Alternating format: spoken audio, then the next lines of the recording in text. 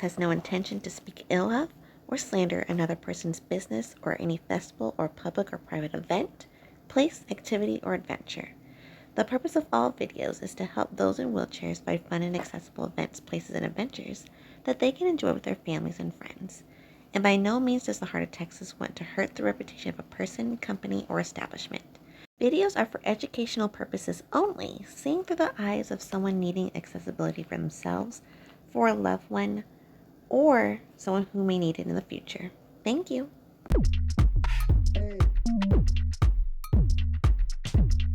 Filipino American History Month is a month for Filipino Americans to celebrate, with food and music and so much culture. What more can you ask for? This amazing fest takes place at Post Houston in the downtown area of Houston, Texas. The FAHM Fest, presented by Have a Nice Day Houston, is an event helping to give a positive name to the Asian community. With food, jewelry, and new things, you cannot go wrong at this event. So let's get down to the question we are all wanting to know.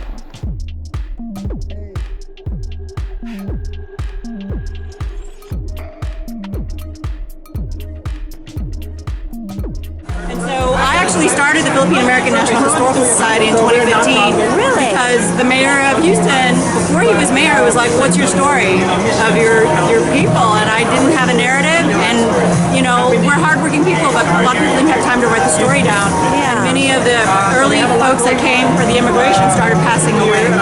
So we wrote the book Filipinos in Houston so that people would know who we are. And this is actually the history of the press release that the national chapter issued. There's 50 years of Philippine American Studies, 40 years of the Philippine American National Historical Society in existence, and 30 years of Philippine American History Month being celebrated.